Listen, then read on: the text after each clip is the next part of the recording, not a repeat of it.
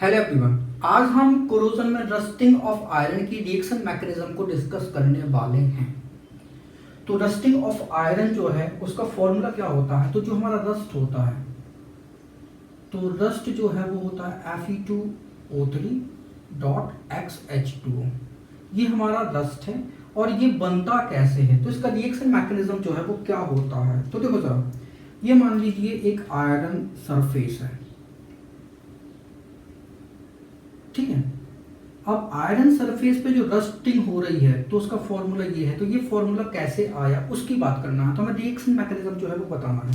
तो ये हमारी आयरन सरफेस है। इस आयरन सरफेस पे एटमॉस्फेयर की वाटर वेपर और एटमॉस्फेयर की ऑक्सीजन और एटमॉस्फेयर की कार्बन डाइऑक्साइड आएगी, ठीक है। तो तीनों चीजें आ रही हैं, वाटर वेपर एटमॉस्फेयर से, ऑक्सीजन एंड कार्बन डाइऑक्साइड, ये तीनों चीजें जो है वो कांटेक्ट में हैं। तो देखो जरा, इसका पहला स्टेप क्या है। ये जो वाटर वेपर है वो CO2 के कांटेक्ट में आएगा तो क्या बनेगा, H2CO3, कार्बोनिक एसिड बन रहा है, ठीक है। ये हमारा कार्बोनिक एसिड है। अब ये जो कार्बोनिक एसिड है ये हमारा इलेक्ट्रोलाइट की तरह काम करेगा, ठीक है। तो 2H पॉजिटिव एंड CO3-2, तो ये हमारा एक इलेक्ट्रोलाइट की तरह काम कर रहा है। तो ये हमारा पहला स्टेप हो गया। सेकंड स्टेप में होगा क्या, जो हमारा आयरन है ये क्या करेगा, 2 इलेक्ट्रॉन को रिलीज करेगा तो क्या बनाएगा, Fe+2 बनाएगा। तो जहां पे ये रिएक्शन हो रही है वो हमारा कहलाएगा एनोड, ठीक है। और यहाँ पे E0 जो है ऑक्सीडेशन पोटेंशियल जो है वो कितना है, 0.44 वोल्ट, ये प्लस का है, ठीक। अगर हम इसके रिडक्शन पोटेंशियल की बात करते हैं तो स्टैंडर्ड रिडक्शन पोटेंशियल जो है वो कितना होता है, -0.44 वोल्ट होता है, ठीक है, अपोजिट होता है। तो ये हमारा सेकेंड स्टेप हो गया।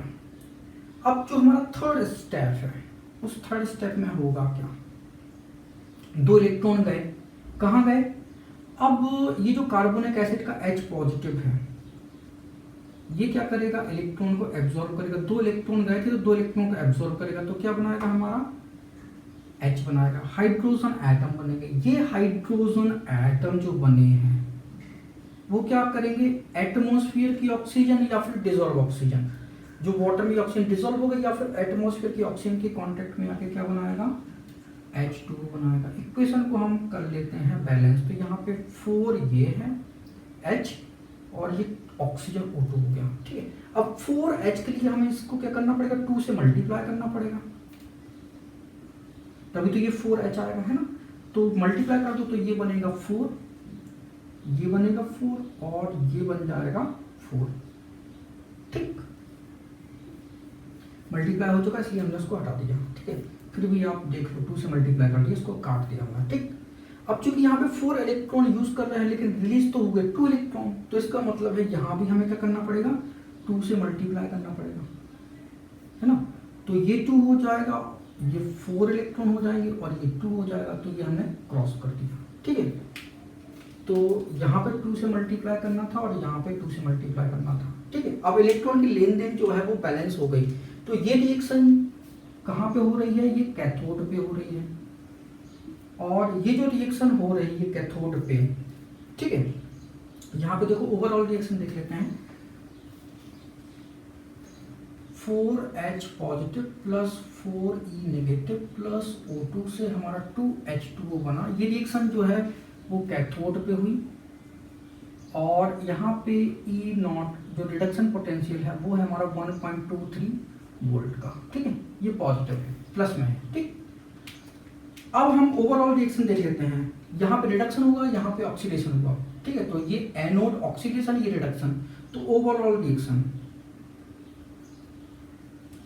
जिसको कि हम रिडॉक्स रिएक्शन बोलेंगे, ठीक है। देखो जरा यहाँ पे कितना है, तो ये 2Fe है, 4 इलेक्ट्रॉन ये है, 4 इलेक्ट्रॉन ये है, ये नेगेटिव था ये पॉजिटिव था, कैंसिल हो जाएगा, ठीक है। इधर छोड़ो इधर करो, हमको ये और ये रिएक्शन जो है वो कंपेयर करानी है, ठीक है। 2Fe लिखा हमने, 4 इलेक्ट्रॉन कैंसिल कर दिए, फिर क्या बचा यहाँ पे O2 बचा। 4H पॉजिटिव यहाँ है और H पॉजिटिव तो कहीं नहीं है, तो लिखा जाएगा 4H पॉजिटिव। ठीक है, तो ये भी कंप्लीट होगा, ये भी कंप्लीट होगा, ये भी कंप्लीट हो गया। अब इधर आते हैं प्रोडक्ट की तरफ। तो प्रोडक्ट में जो है हमारा बन रहा है इधर H2 और इधर 2Fe डाई पॉजिटिव बना और इधर पे बना 2H2O बना। ठीक है, अब यहाँ पे E0 सेल जो है वो कितना होगा, तो E0 सेल जो है वो आएगा E0 सेल, तो ये होता है standard reduction potential cathode minus standard reduction potential anode. तो कैथोड पे कितना है, कैथोड पे 1.23 है माइनस, और एनोड पे रिडक्शन पोटेंशियल माइनस 0.44 है, तो ये कितना हो जाएगा 1.67 हो जाएगा। तो ये 1.67 वोल्ट हो गया। ठीक, तो यहाँ से हमें Fe+2 मिल गया, जबकि यहाँ पे जो रस्ट में आयरन जो है वो +3 में है, तो +3 वाला कैसे बनेगा। अब ये जो हमारा Fe डाई पॉजिटिव है उसको हमें Fe2O3 में कन्वर्ट करना है। यहाँ पे आयरन +3 ऑक्सीडेशन स्टेट में है, तो Fe+2 ये 2 लेना है, ये H2O एंड ऑक्सीजन से कंबाइन होके Fe2O3 जो है वो बनाएगा। ठीक है, तो Fe2O3 जो है वो हमारा बन गया, और क्या बनेगा, यहाँ पे 4H पॉजिटिव जो है वो बनेंगे। अब हमने राइट साइड 4H पॉजिटिव क्यों लिखा, क्योंकि हमें लेफ्ट साइड 4 पॉजिटिव चार्ज को बैलेंस करना था और हाइड्रोजन एटम को बैलेंस करना था, इसलिए हमने 4H पॉजिटिव जो है वो राइट साइड लिखा, जिससे हमारे हाइड्रोजन भी बैलेंस हो गए और चार्ज भी बैलेंस हो गया। अब यहाँ पे ये +2 से ये कितने में चला गया, ये +3 में चला गया। इक्वेशन को बैलेंस कर लेते हैं, तो यहाँ पे ये 2 और यहाँ पे ये हाफ कर लूँ। ठीक है, इक्वेशन हमारी बैलेंस हो जाएगी।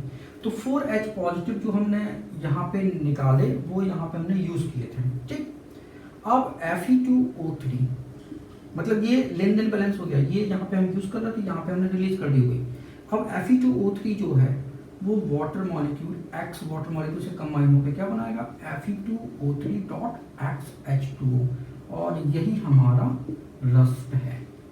ठीक है, तो ये हमारा मैकेनिज्म हो गया। Thank you so much for watching this video. अगर वीडियो अच्छा लगा तो प्लीज को लाइक करें, उसको शेयर करें। अगर आपने हमारे चैनल को अभी तक सब्सक्राइब नहीं किया तो प्लीज को सब्सक्राइब करें। Thank you once again for watching this video.